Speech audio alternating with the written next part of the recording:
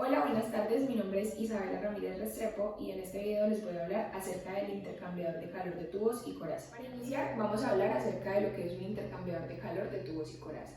Un intercambiador de calor de coraza y tubos es un depósito a presión sin combustión que consiste en dos cámaras de presión independientes, las cuales son las del lado de la carcasa y las del lado del tubo.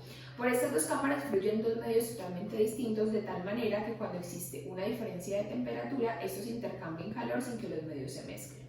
Como se muestra en la figura que les presento aquí, uno de los medios fluye por el lado de la carcasa, mientras que el otro fluye por el interior de los tubos. En la carcasa se encuentran los baffles o deflectores, los cuales tienen la función de forzar a que la dirección del flujo sea lo más perpendicular posible a la dirección de los tubos. Y la forma y el distanciamiento de estos baffles tendrán que ver, o estos varían en función del uso al que esté destinado el intercambiador de calor. Según la finalidad, velocidad y pérdida de presión, el paso del flujo por los tubos se realizará una o múltiples veces, algo de lo que les hablaré más adelante. Si exceptuamos la pérdida de calor por radiación, se puede decir que la cantidad de calor que entra al intercambiador de calor será igual a la cantidad de calor transferida. A continuación voy a explicarles o mostrarles los componentes principales del intercambiador de calor de carcasa y tubos, que en realidad son muy sencillos, es un esquema muy simple. En el número 1, que está por acá, tenemos la carcasa del intercambiador, que es por donde pasa uno de los fluidos o uno de los flujos. En la parte número 2 tenemos la cámara de conexión, que es todo esto que vemos acá. En la parte número 3, al lado de allá, tenemos la cámara de retorno, que aquí es como donde entra el flujo a través de los tubos y allá se devuelve. El 4, que son los tubos internos, estos de acá. Y las 5 son las placas tubulares, que les explicaré más adelante cuál es la función de estas. Las 6 son los baffles o deflectores, que son aquellos por donde pasa el flujo perpendicular al tubo. Y en la 7 pues tenemos el sellado del equipo, que es imprescindible para su eficacia. Es importante resaltar la clasificación de este tipo de intercambiadores de calor. El intercambiador de calor de coraza y tubos es el más utilizado en la industria. Está formado por una coraza y por una multitud de tubos, como les expliqué anteriormente. Se clasifican por el número de veces en que pasa el fluido por la coraza y por el número de veces en que pasa por el lado de los tubos. En los intercambiadores de calor de paso múltiple se utiliza un número par de pasos que pasaría por el lado de los tubos y un paso o máximo dos para el fluido que pasa por el lado de la coraza. Así, por ejemplo, en la imagen que les presento en la pantalla, en la imagen 1 es un intercambiador de calor de coraza de tubo 1 y 2, es decir, que el fluido circula una sola vez por la parte de la coraza y pasaría por la parte del tubo dos veces.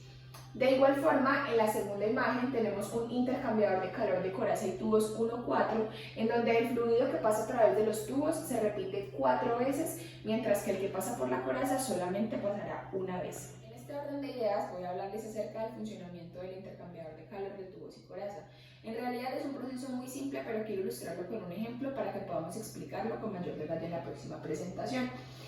Este funcionamiento lo dividí en 3 etapas. En la primera imagen tenemos agua a 20 grados centígrados, la cual entra por el lado del tubo, por el lado del intercambiador donde están los tubos. La idea es que se quiere condensar el agua, entonces por el lado de la coraza entrará vapor de agua a 140 grados centígrados, como se ve acá a través de los deflectores de manera perpendicular, como mencioné anteriormente. Y en la tercera imagen se ve cuando estos dos al mismo tiempo pasan por el intercambiador de calor sin mezclarse. Sin embargo, el intercambio de calor se presenta desde el vapor de agua hacia el cuerpo de menor temperatura, es decir, hacia el agua a 20 grados centígrados, lo que provocará la condensación del agua y saldrá por el lado de los tubos nuevamente. Bueno, como les dije anteriormente, voy a explicar con mayor detalle los dos lados, los dos medios de presión que se manejan en un intercambiador de calor. Está el lado de los tubos, el cual es representado en esta parte, en donde el fluido entra por la parte inferior y va a salir por la parte superior, recorriendo todos los tubos de manera recta para llegar a la última parte y devolverse en dirección opuesta, pero sin embargo se conserva la trayectoria recta, ya que esto garantizará la eficacia del intercambiador de calor.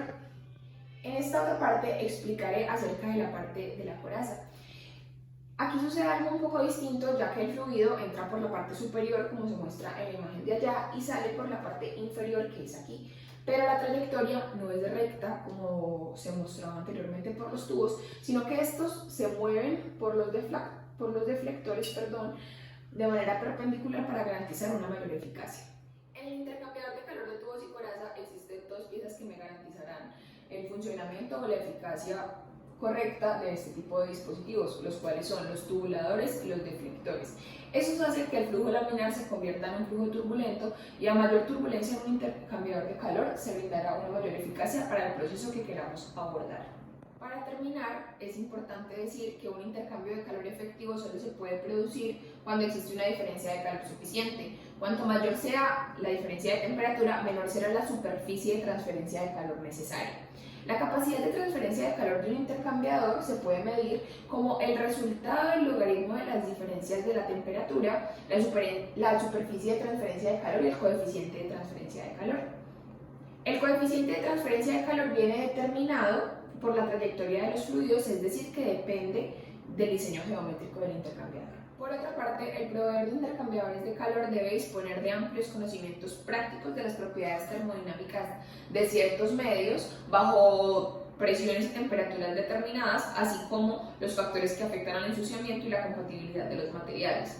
En este tipo de intercambiadores de calor o en este tipo de dispositivos es importante resaltar que gracias a que hay un flujo turbulento, estos no tendrán depósitos y pues su limpieza se facilitará mucho más. En este tipo de dispositivos es importante mencionar el tipo de flujo que se dará a través del intercambiador de calor. En este caso pues tenemos el flujo paralelo, que es el primero que se ve, el contraflujo, que es el segundo, y el flujo cruzado, que es el tercero. Para el primer flujo, el flujo paralelo es uno de los flujos menos usados, ya que no es tan eficaz en la industria. Para explicarlo simplemente puedo decir que por el fluido que entra por el lado de los tubos debe estar en la misma dirección que el fluido que entra por el lado de la coraza. Es decir, si el fluido entra por el lado izquierdo de parte de los tubos, debe entrar por el mismo lado izquierdo al lado de la coraza. El contraflujo es uno de los más utilizados en la industria gracias a que garantiza una eficacia mucho mejor que el anterior, en donde simplemente el fluido que entra por el lado de los tubos entrará por el lado izquierdo y el fluido que entra por el lado de la coraza entrará por el lado derecho. Y el último es el flujo cruzado, en donde simplemente los dos flujos se cruzarán en forma de ángulo recto. Bueno, las aplicaciones en ingeniería química. Para terminar voy a hablar acerca de cómo estos intercambiadores de calor influyen en la industria, pues la aplicada a nosotros o la que nos interesa a nosotros, que es la industria química. En términos generales, los principales usos de los intercambiadores de calor son elevar la temperatura de un fluido usando otro más caliente, o refrigerar un fluido usando otro que se encuentra a menos temperatura, condensar gases o evaporar líquidos. Bueno, tenemos aplicaciones industriales. Las aplicaciones industriales son aquellas aplicaciones destinadas a la industria química y petroquímica en donde prima garantizar una vida útil larga y una fiabilidad de los equipos. Estos son uno de los usos más comunes y primordiales dentro de la industria química de los intercambiadores de calor.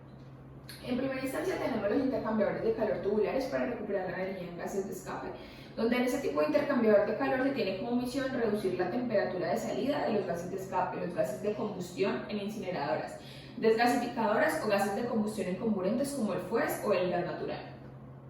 La condensación de vapor. La condensación de vapor es un proceso esencial para muchas diversas aplicaciones existentes dentro de los procesos industriales. Los condensadores de carcasa y tubos son actualmente la geometría más utilizada para la industria de procesos. Las pinturas, como se ve en la imagen inferior. Los intercambiadores de calor son destinados al tratamiento de productos tales como pintura, barnices, acrílicos, pigmentos, entre otros productos de la industria química. Los gases de vacío, que son como los que tenemos por acá. Los condensadores de carcasa y tubos compactos son componentes indispensables en los sistemas de vacío de chorro de vapor, en los que su objetivo es eliminar la fase condensable del flujo del fluido, reduciendo el consumo total del vapor de agua. Por eso son tan importantes para este tipo de industrias.